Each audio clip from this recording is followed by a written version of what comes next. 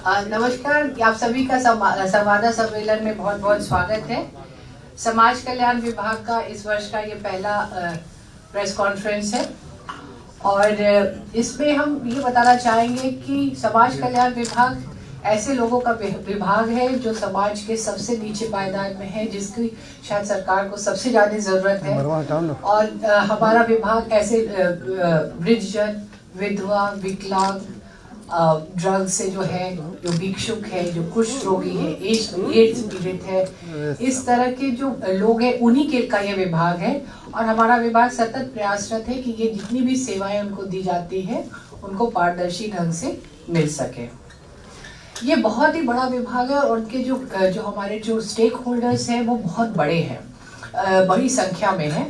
अगर हमारे 4 निदेशालय यहाँ काम करता है और अगर हम लोग चले तो सबसे पहले अगर हम सामाजिक सुरक्षा निदेशालय पे चले तो यहाँ पे हमारे पास हमारे जो बेनिफिशियरीज हैं वो 1,16,00,000 है। यानी कि हम लोग 1.16 करोड़ लोगों को मंथली पेंशन देते हैं, उनको केटर करते हैं। और उसमें दूसरा अगर हम लोग चले तो ICDS निदेशालय है हमारा, उसमें हम लोग 1,02,00,000 लोग बेनिफिशियरीज को केटर करते हैं। यानी कि 2 निदेशालय मिला के करीब हमारा 2.25 करोड़ लोगों को हम केटर कर रहे हैं। इसके अलावा हमारी जो बहुत ही सेंसिटिव है सोशल वेलफेयर, जिसमें children in conflict with law है and children in need of love and protection है, तो उनका जो है उनकी भी संख्या कम है, लेकिन ये बहुत ही महत्वपूर्ण सेक्शन है हमारा। उसमें करीब 4,000 बच्चे हैं हमारे पास। WDC है जो महिलाओं को केटर करता है एक्सक्लूसिवली वुमेन हेल्पलाइन के थ्रू, OSC के थ्रू, और वहां पे हम लोग करीब 70,000 महिलाओं को केटर करते हैं। तो अगर देखा जाए, और अभी बहुत सारी है हमारे, अगर हम विकलांग लोगों की बात करें तो इस बार UDID हम लोगों ने 71,000 से भी अधिक डिसेबल्ड को दिया है।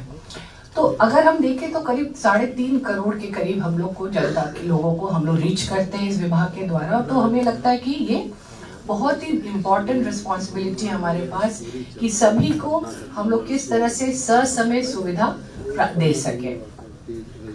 तो ये 4 निदेशालय के जो महत्वपूर्ण काम है उसके बारे में तो सभी संबंधित डायरेक्टर्स आपको बताएंगे, लेकिन कुछ महत्वपूर्ण उपलब्धियों के बारे में हम आपको बताना चाहेंगे। पहली बात तो ये कि विभाग ये प्रयासरत है कि जितना भी टेक्नोलॉजी और जितना भी डिजिटाइजेशन और जितना भी नया सिस्टम ला सके, जिससे कि लोगों को DBT का अगर ट्रांसफर हो तो वो एकदम बिल्कुल ही पारदर्शी ढंग से ससमय से हो जाए। और यह सबको पता है कि अब 10 तारीख को, प्रत्येक महीने की 10 तारीख को बिना किसी हिचक के, बिना किसी प्रॉब्लम के सभी लाभार्थियों के खाते में करीब 1200 करोड़ रुपए से ऊपर हर महीने बिल्कुल एक क्लिक से चली जाती है। तो ये टेक्नोलॉजी हम लोगों ने, डिजिटाइजेशन का हम लोगों ने प्रयास किया है। आंगनवाड़ी सेंटर्स में अगर हम लोगों ने FRS सिस्टम जो भारत सरकार का है, पोषण ट्रैकर पे करते हैं, उससे हम लोगों ने बेनिफिशियरी का ट्रैकिंग किया है। यानी कि जो बेनिफिशियरी आ रहे हैं उस पे हम लोगों को उनका FRS करते हैं, फेशियल रिकग्निशन सिस्टम है, और उसके बाद ही उनको THR दिया जा रहा है। तो क्या हो रहा है कि एक्चुअल बेनिफिशियरी को एक्चुअल लाभ मिल रहा है। इसी साथ हम लोग हॉट कुक मील में भी ये प्रयासरत है कि ये शुरू हुआ, अभी थोड़ा सा शुरू हुआ है, बट फिर बेनिफिशियरी आइडेंटिफिकेशन उनसे भी किया जाएगा। लाइफ सर्टिफिकेशन भी बहुत ज़रूरी था, क्योंकि लास्ट लाइफ सर्टिफिकेशन जो हुआ था 2021 में हुआ था, तो उसके बाद नहीं हुआ है। तो हमारे जो अभी CSC के माध्यम से लाइफ सर्टिफिकेशन, जिसमें आधार का है और आइरिस दोनों का है, और जो लोग CSC सेंटर्स आ सकते हैं पहले उनको कर लिया था। मुझे लगता है अभी तक 70 लाख बेनिफिशियरीज का हो चुका है उनका वेरिफिकेशन, और जो नहीं है, जो सक्षम नहीं है आने के लिए, उनके लिए फिर हम लोग गांव में और पंचायत में जाके कैंप्स लगाएंगे। अगर हम लोग बात करें पोषण का, तो हमारा पोषण हम लोग THR भी देते हैं, हॉट कुक मील भी देते हैं, प्रेग्नेंट एंड लैक्टेटिंग मदर्स भी हमारे पास, किशोरियां भी है हमारे पास। तो उसका पोषण माह जो हुआ था अभी सितंबर और अक्टूबर में, तो उसमें हमारा बिहार को पूरे इंडिया में प्रथम स्थान मिला था, क्योंकि हम लोगों ने सबसे ज़्यादा आउटरीच एक्टिविटीज़ करके लोगों को अपने विभाग से जोड़ा, अपने कार्यक्रमों से जोड़ा, और उनको अवेयरनेस प्रोग्राम्स भी चलाया। 2 चीज़ और हम बात करना चाहेंगे। एक है हमारे स्किल्स का, जो WDC के माध्यम से करते हैं। उसमें बहुत बड़ी संख्या में लड़कियों को हम लोग ट्रेनिंग दे रहे हैं। करीब 21 तरह के हमारे स्किल्स हैं जिसमें हम दे रहे हैं, और ये सिर्फ ट्रेडिशनल ब्यूटिशियन और सिलाई कढ़ाई पे नहीं सीमित है। हम लोग उनको कंप्यूटर का दे रहे हैं, इलेक्ट्रिशियन का दे रहे हैं, मोबाइल रिपेयर का भी दे रहे हैं। तो एक वाइड बास्केट है इसका, और इसका बहुत पॉजिटिव इम्पैक्ट आ रहा है। हम जब स्किल सेंटर्स में जाते हैं तो देखते हैं कि लड़कियों में उत्साह है और एक अपने पैर पे खड़ा होने का एक एम्बिशन भी आ रहा है।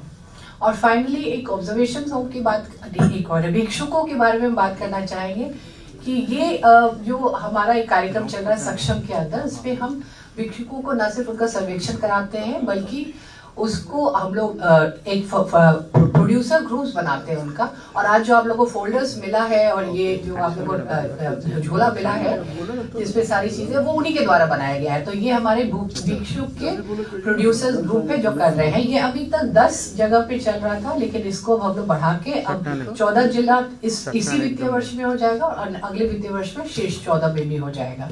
और भारत सरकार ने हमारी ये सक्सेसफुल स्कीम को देख के अपनी भी स्कीम लेके आई है, स्वाइल योजना जिसको कहते हैं, जिसमें वो हमको वित्तीय सहायता दे रही है, और ये बिहार सरकार से भी उन्होंने सीखा है।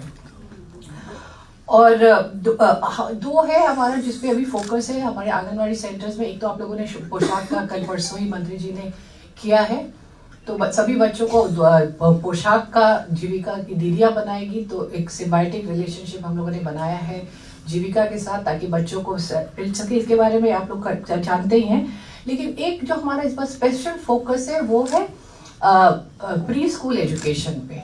जिस तरह से private school pre school education में बच्चे जाते हैं, वहाँ पे उनको सिखाया जाता है, तो उसी तरीके से आंगनवाड़ी सेंटर को भी एक सशक्त प्री स्कूल एजुकेशन का, संवेदनशील प्री स्कूल एजुकेशन का हम लोग एक सेक्टर बना रहे हैं। और उसके लिए हमारी तैयारी चल रही है। उसके लिए हम लोगों ने सेविका सहायिका का बहुत बृहद पैमाने पे ट्रेनिंग किया है।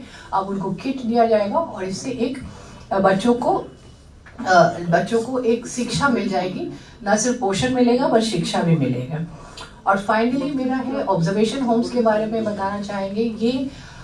ये हमारा बहुत ही सेंसिटिव इशू है। हमारे बच्चे हैं जो लॉ से कॉन्फ्लिक्ट में हैं, और हमारा 2 तरह का होता है, इंस्टीट्यूशनल केयर होता है और नॉन इंस्टीट्यूशनल केयर होता है।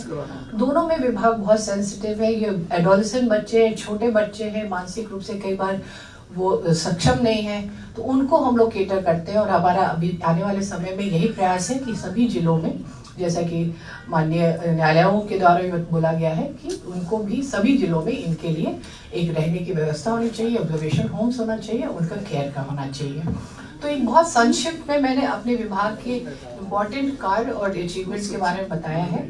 अब सभी निदेशालय के डायरेक्टर्स अपना अपना दे देंगे, अपने बात में संक्षिप्त में बता देंगे, so that we can go forward now. Thank you.